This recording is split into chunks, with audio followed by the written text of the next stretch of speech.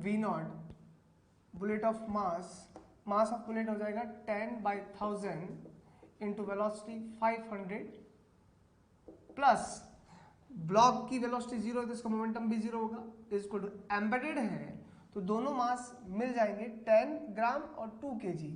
तो पहले इसको कन्वर्ट कर ले 2 kg और 10 ग्राम को जब मैं कन्वर्ट करूंगा तो आएगा 0.01 kg इंटू वेलोसिटी v मान लेते हैं।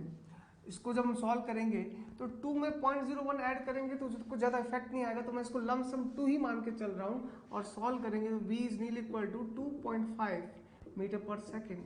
मतलब जो सिस्टम हमें मिलेगा वो सिस्टम की वेलोसिटी आ चुकी है।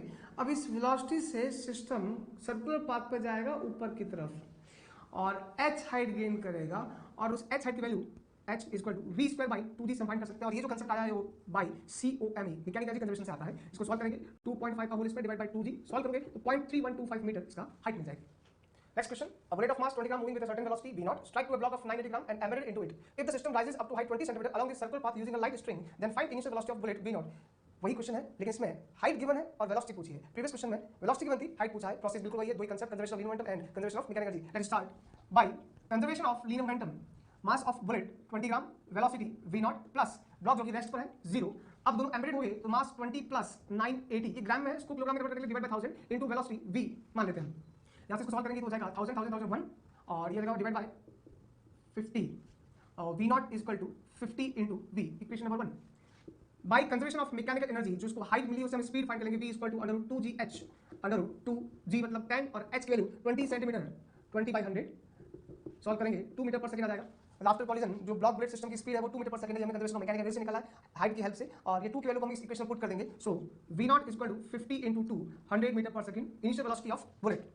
Next question. A bullet of mass 10 gram is moving with velocity 500 meter per second, strikes to a block of mass 2 kg. If bullet leaves the block with velocity of 100 meter per second, then find height up to which block rises. इस question में क्या हो रहा है कि जो bullet आ रही है इसे कोलाइड कर रही है और इससे लीव कर रही है, इसको लीव कर रही है, निकल जा रही है किस स्पीड से, 100 मीटर पर सेकंड स्पीड से, और उसके बाद में ये जो ब्लॉक है कितना हाइट पर राइज करेगा वो हाइट हमसे पूछी है। तो मैंने आपको ऐसे क्वेश्चन को सॉल्व करने का बताया कि आप दो कंसेप्ट लगेंगे, एक कॉलिजन जो हो रहा है यहाँ पे, कोलाइड जो हो रहा है वहाँ पे हमें कंजर्वेशन ऑफ लीनियर मोमेंटम लगा सकते हैं, है ना, और दूसरा जब ये राइज करेगा, राइज करने में हम इसमें conservation of mechanical energy apply कर सकते हैं। जब ये इसे कोलाइड कर रहा है तो यहाँ पर कोई भी एक्सटर्नल फोर्स नहीं लेके चल रहे हैं, इंपल्सिव फोर्स लगा, इसलिए लीनियर मोमेंटम कंजर्व रखते हैं, तो उसको अप्लाई करते हैं। इक्वेशन क्या बनेगी, first by COLM conservation of linear momentum, इसका जो डायग्राम होगा वो डायग्राम हम बना देते हैं। यहाँ पे कुछ इस टाइप का डायग्राम बनेगा,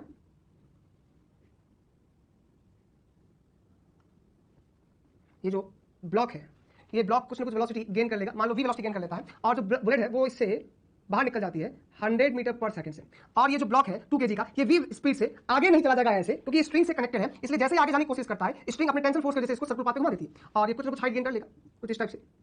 हमसे ये हाइट पूछी कि ये कितनी हाइट गेन करता है, ये हाइट h पूछी। तो by conservation of linear momentum initial momentum is equal to final momentum. System का इनिशियल मोमेंटम अगर हम बात करें बुलेट की, बुलेट का मोमेंटम हो जाएगा 10 gram divide by 1000 into speed 500 plus block initially rest पे था इसका मोमेंटम 0। आफ्टर दैट जो बुलेट है वो 100 मीटर पर सेकंड से आ रही है और ब्लॉक ने v स्पीड गेन कर ली, तो बुलेट का मास 10/1000 इनटू स्पीड 100 मीटर पर सेकंड प्लस ब्लॉक का मास 2 वेलोसिटी v जो हमें मालूम नहीं, फाइंड करनी है। सॉल्व करें जरा इसको, 5 0 1, तो 5 is equal to 1 plus 2v, 5 minus 1 4, 4 divide by 2 2, so velocity हमें मिल जाएगी 2 मीटर पर second.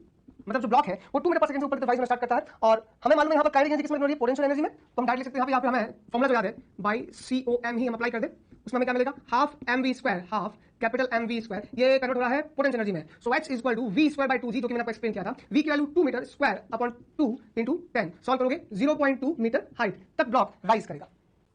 Next question, find maximum compression in spring. यहाँ आपको 2 kg ब्लॉक से एक स्प्रिंग कनेक्टेड है और इसका स्प्रिंग कांस्टेंट के है, अभी नेचुरल लेंथ पे है, और 3 kg का ब्लॉक 30 मीटर पर सेकंड से इसके पास में आ रहा है।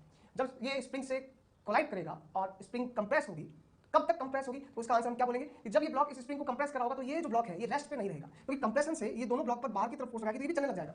इसका मतलब स्प्रिंग तब तक कंप्रेस होगी जब तक कि इसकी स्पीड कम होते होते और इसकी स्पीड बढ़ते बढ़ते इक्वल नहीं हो जाए। Then by conservation of linear momentum, initial momentum of system is equal to final momentum of system, initial momentum 3 into 30 plus इसका मोमेंटम 0 इज इक्वल टू, बाद में दोनों की वेलोसिटी सेम हो जाएगी, so 3 into v plus 2 into v, 5 into v is equal to 90, so v is equal to 80 metre पर second. जब इसकी स्पीड डिक्रीज होते होते 18 और इसकी स्पीड इंक्रीज होते होते 18 हो जाएगी, तब तक स्प्रिंग कंप्रेस होगी और उस स्पीड की वैल्यू हमने निकाली 80 मीटर पर सेकंड। अब कंप्रेशन अगर हमें निकालना है तो हम conservation of mechanical energy apply करके भी निकाल सकते हैं, और compression of by COME compression find करने के लिए initial energy mechanical energy kinetic energy इसके पास होगी, इन दोनों के पास में कोई एनर्जी नहीं है, so half m into v square plus 0 is equal to, compression के टाइम पर, मैक्सिमम कंप्रेशन टाइम पे इन दोनों के पास में काइनेटिक एनर्जी होगी और इसके पास में पोटेंशियल एनर्जी होगी, इन दोनों की kinetic energy half 3 + 2 × 18 square combine form लिख लिया plus half K X max square. इसको जब हम सॉल्व करेंगे तो x maximum is equal to √1080 by K, ये आंसर आ जाएगा। सिंपल सी कैलकुलेशन, आप सॉल्व कर सकते हैं इसको। Next question, two blocks of mass 1 kg and 3 kg are moving with velocities 2 meter per second and 1 meter per second respectively as shown in figure. If the spring constant is 75 Newton per meter, then find maximum compression in spring. जैसा कि diagram दे रखा है, इसमें जो surface आपको given है ये frictionless surface है, स्मूथ सरफेस है, और ये ब्लॉक जो है वो 2 मीटर पर सेकंड से इसकी तरफ आ रहा है। 3 kg का ब्लॉक भी आगे की तरफ मूव कर रहा है 1 मीटर पर सेकंड से। हमें मालूम है कि जैसे ये स्प्रिंग के कांटेक्ट में आएगा, स्प्रिंग कंप्रेस होगी और स्प्रिंग दोनों तरफ इस डायरेक्शन में कंप्रेस होने की वजह से इस डायरेक्शन में जो स्प्रिंग फोर्स लगाएगी, रिस्टोरिंग फोर्स लगाएगी, वो इसकी स्पीड को तो कम करेगा और इसकी स्पीड को बढ़ाएगा। और ध्यान देना, इस ब्लॉक की स्पीड ज्यादा होने की वजह से, इस ब्लॉक की स्पीड कम होने की वजह से, इन दोनों कंसेप्ट से अगर आगे वाले ब्लॉक की स्पीड कम है तो स्लो चलेगा, पीछे वाले ब्लॉक की स्पीड ज्यादा तो फास्ट चलेगा, तो स्प्रिंग कंप्रेस होगी। तब तक कंप्रेस होगी जब तक कि दोनों की वेलोसिटी सेम नहीं हो जाती। उसके बाद इसकी स्पीड बढ़ेगी और इसकी स्पीड कम होगी, उसमें एक्सप्रेशन मतलब कंप्रेशन होने के बजाय एलोंगेशन होना स्टार्ट हो जाएगा। दैट मींस याद रखना है कि मैक्सिमम कंप्रेशन टाइम पर दोनों की स्पीड सेम हो जाएगी। अब हम इस पूरे कंसेप्ट में कोई भी एक्सटर्नल फोर्स नहीं लग रहा है, सिस्टम पे जो फोर्स लगा है वो स्प्रिंग फोर्स लगा है जो कि इंटरनल फोर्स है। So by conservation of linear momentum P initial of system is equal to P final of the system, और इनिशियल मोमेंटम इसका कितना हो जाएगा 2 × 1 प्लस इसका हो जाएगा 3 × 1 इज इक्वल टू फाइनल, दोनों की वेलोसिटी सेम हो जाएगी। तो हम कंबाइन फॉर्म में लिख रहे हैं कि भाई 1 + 3 इज इक्वल टू v, ये आ जाएगा 5/4, स्पीड आ गई 5/4 मीटर पर second. By conservation of mechanical energy, यहाँ कोई भी नॉन कंजर्वेटिव फोर्स नहीं है, कोई भी फ्रिक्शन फोर्स नहीं है, तो सिस्टम की जो मैकेनिकल एनर्जी वो कंजर्व रहेगी, है ना। और इनिशियल मैकेनिकल एनर्जी कौन से लेके चल रहे हैं हम, इसके पास काइनेटिक, इसके पास में काइनेटिक, स्प्रिंग कंप्रेस नहीं एलोकेटेड, इसकी स्प्रिंग की पोटेंशियल एनर्जी 0 हो जाएगी। तो by conservation of mechanical energy half mv² plus half mv² plus spring की पोटेंशियल एनर्जी 0, और इसको अगर मैं ग्राउंड लेवल लेके चलाऊं तो इसकी potential energy, gravitational potential energy भी 0 हो जाएगी, इज इक्वल टू जब ये कंप्रेस हो जाएगा उस समय इन दोनों की स्पीड सेम हो जाएगी, कितनी हो जाएगी 5/4। तो काइनेटिक एनर्जी हो जाएगी हाफ 1 + 3 5/4 का whole square plus half K x square, के 75 × एक्स मैक्सिमम स्क्वायर। अब इसको सॉल्व कर लिया और एक्स मैक्सिमम की वैल्यू आ जाएगी। तो ये तो हो गया 2 और ये हो गया 3/2, 2 + 3/2 इज इक्वल टू हाफ 4 25/16, है ना। 16 और ये 4 कैंसिल, 4 टाइम्स आ जाएगा 8 तो 25/8 प्लस हाफ 75 एक्स मैक्सिमम का होल स्क्वायर, यह आ जाएगा 4 + 3 7/2, 7/2 और माइनस का 7/2 - 25/8 is equal to 1/2 × 75 x maximum square. इसका एलसीएम लेंगे 8 आएगा, तो 4 × 7 28 - 25 3/8 is equal to 75/2 x maximum square. ये 4 टाइम्स कैंसिल, ये 25 times cancel, 25 × 4 100 x maximum square is equal to 1/100। So x maximum is equal to 1/10 metre is equal to 10 centimetre. Maximum compression जो spring होगा वो 10 centimetre होगा। Next question. Bomb is thrown with speed 20 meter per second at an angle 45 degree with horizontal. At the highest point, it explodes into 2 parts of equal mass and one part just fall down. Find the distance of point where other part strikes to the ground from projection point. Similarly, ऐसा question हमने bomb blasting में किया था, उसमें velocity पूछी थी कि जब एक पार्ट फॉल डाउन होता है तो दूसरे पार्ट की वेलोसिटी क्या होगी। यहाँ पर डिस्टेंस पूछी है, ये थोड़ा सा हट के क्वेश्चन है इसलिए इसको मैं अभी करवा रहा हूँ। मान के चलना ये ग्राउंड है और इस ग्राउंड के एक पॉइंट से हम यहाँ से किसी बॉम्ब को थ्रो करें। स्टार्टिंग में हम ऐसा लगता था कि बॉम्ब ब्लास्ट नहीं हो रहा, तो ये हमने इसको थ्रो किया 20 मीटर पर सेकंड से और एंगल दिया इसको 45 डिग्री, जो ये पाथ ट्रेवल करेगा, प्रोजेक्टाइल पाथ ट्रेवल करता हुआ यहाँ जाकर गिरेगा। तो सेंटर मास का जो पाथ है वो प्रोजेक्टाइल पाथ होगा और यहाँ सेंटर मास इसका पहुंचेगा।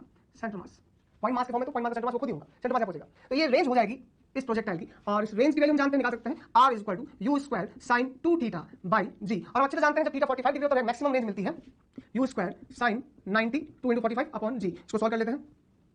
u की वैल्यू 20 का होल स्क्वायर इंटू 1/10, 400/10 40 मीटर, तो ये रेंज हमें मिल गई 40 मीटर। अब हम करते हैं ब्लास्ट।